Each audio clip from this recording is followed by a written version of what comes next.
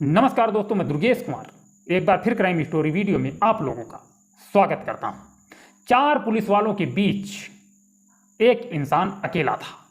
इसके बावजूद उनमें से एक पुलिस वाले की कमर में लगी पिस्टल को छीनने की वो कोशिश करता है। इस दौरान वो पिस्टल खुद ब खुद लोड हो जाती है, फिर उससे गोली भी चल जाती है।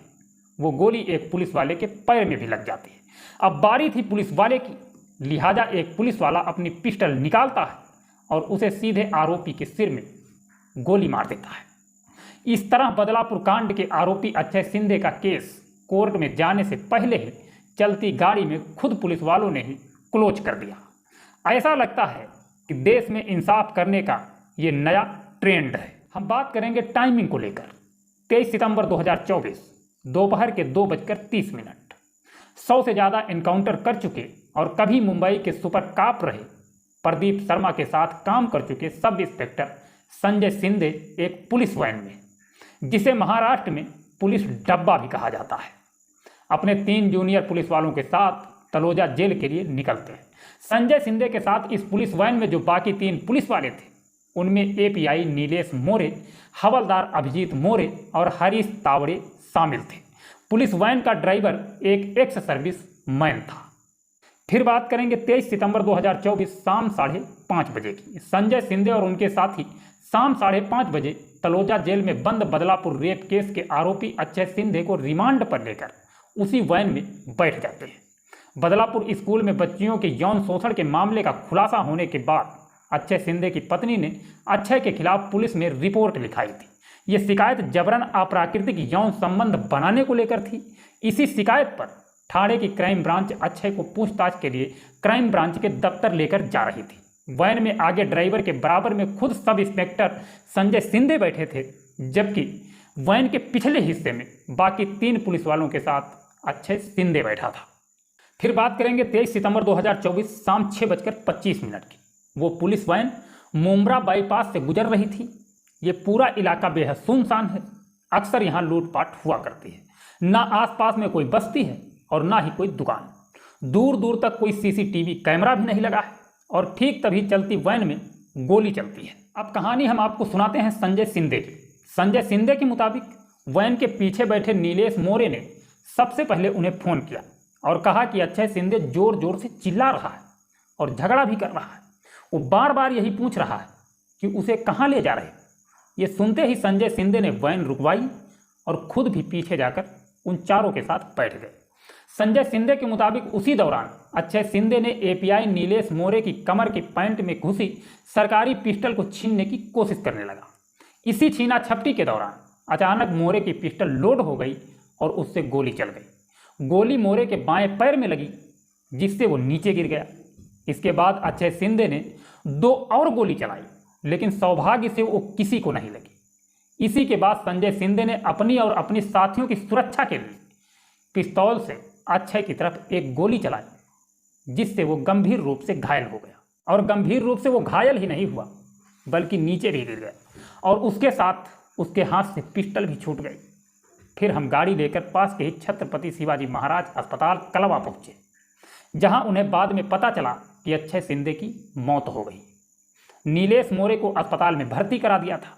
बाकी 2 और पुलिस वालों को मजबूरन अस्पताल में भर्ती करवाना पड़ा था, क्योंकि उन दोनों का बीपी बढ़ गया था और एंजाइटी भी होने लगी थी। ये एनकाउंटर स्पेशलिस्ट संजय सिंधे का बयान है, जो एफआईआर में दर्ज है।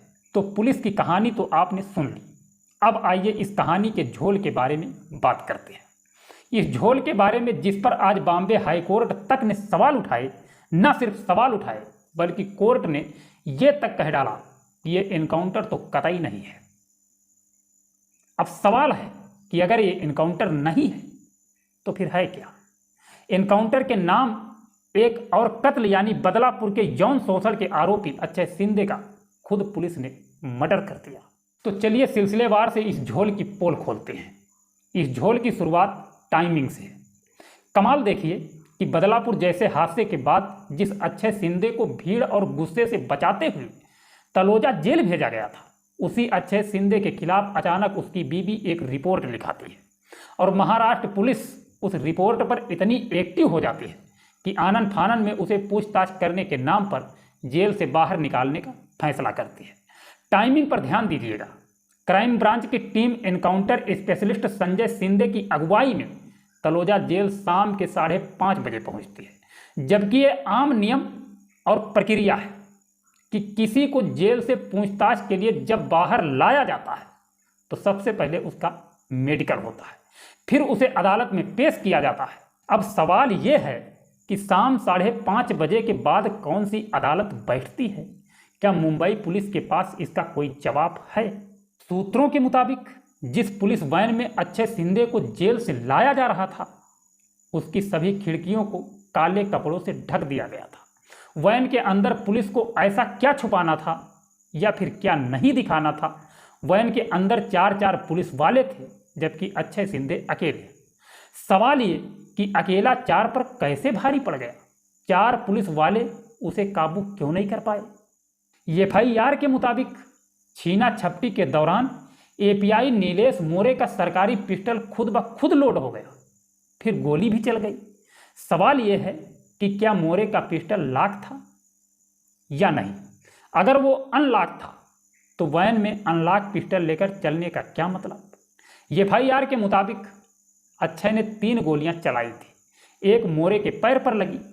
सवाल यह है कि बाकी की 2 गोलियां कहां गई? अगर अक्षय सचमुच मोरे की पिस्टल छीन चुका था और गोलियां चला रहा था, तब भी सवाल यह है कि उस पर काबू पाने के लिए उसके हाथ या पैर में गोली मारी जा सकती थी, लेकिन गोली सीधे सिर में क्यों मारी गई? और देखिए, सबसे बड़ा सवाल यह है कि मुंब्रा बाईपास पर इस पुलिस वैन के अंदर सब कुछ होता रहा, गोलियां चलती रही, लेकिन कहीं वैन नहीं रुकी। वैन रुकी तो सीधे छत्रपति शिवाजी महाराज अस्पताल जाकर। अमूमन जब ऐसा कोई हादसा होता है तो फौरन गाड़ी रोक दी जाती है, पुलिस मदद बुलाती है या लोकल पुलिस को इन्फॉर्म करती है, पर यहाँ चलती गाड़ी में सब कुछ होता रहा। चलती गाड़ी चलते हुए सीधे अस्पताल भी पहुँच गई। ये वो सवाल है जो सिर्फ हम नहीं बल्कि बॉम्बे हाईकोर्ट ने भी उठाए हैं। बॉम्बे हाईकोर्ट ने सख्त टिप्पणी करते हुए कहा, स्टैंडर्ड ऑपरेटिंग प्रोसीजर यानी SOP है कि ऐसी सूरत में पुलिस वालों को पहले गोली कमर के निचले हिस्से में मारनी होती है, और अगर सामने वाले के पास हथियार है तो फिर हाथों में। लेकिन यहाँ इस मामले में सीधे अक्षय शिंदे के सिर में गोली मारी गई। सवाल टाइमिंग लोकेशन को लेकर भी उठने चाहिए, लाजमी है। कमाल पहले देखिए कि अक्षय ने तभी झगड़ा करना शुरू किया, तभी उसने पिस्टल छीनने की कोशिश की, और तभी संजय शिंदे ने उस पर गोली चलाई जब ये पुलिस वैन मुंब्रा बाईपास के सबसे सुनसान इलाके से गुजर रही थी, जहां आसपास न कोई CCTV कैमरा था जो वैन को कैप्चर कर सके, न कोई ऐसा चश्मदीद जो चलती वैन में हुए शूट आउट को देख और समझ सके, और ना ही ऐसी कोई गाड़ी जिसे कुछ अटपटा लगा हो और जिसने वैन को देखा हो। यानी कुल मिलाकर मुंब्रा बाईपास के इस सुनसान इलाके में 23 सितंबर की शाम 6:35 पर जो कुछ हुआ उसकी गवाह वही 4 पुलिस वाले हैं जिन पर इस वक्त एनकाउंटर के नाम पर अक्षय शिंदे का कत्ल करने का इल्ज़ाम लगा है। अब ऐसे में कोई भी जांच टीम वो सबूत कहां से लाएगी जो इस एनकाउंटर का सच बेनकाब कर सके? हाईकोर्ट ने इस एनकाउंटर से जुड़े कई और सवालों के जवाब और सबूत मांगे हैं। 7 दिन बाद फिर से इसकी सुनवाई करने के लिए बहुत मुमकिन है कि 7 दिन बाद इस एनकाउंटर को लेकर बॉम्बे हाईकोर्ट कोई फैसला सुना दे। वैसे कुल मिलाकर इस एनकाउंटर को लेकर महाराष्ट्र पुलिस के पास फिलहाल एक भी ऐसा जवाब नहीं है जो सवालों के मुंह बंद कर सके।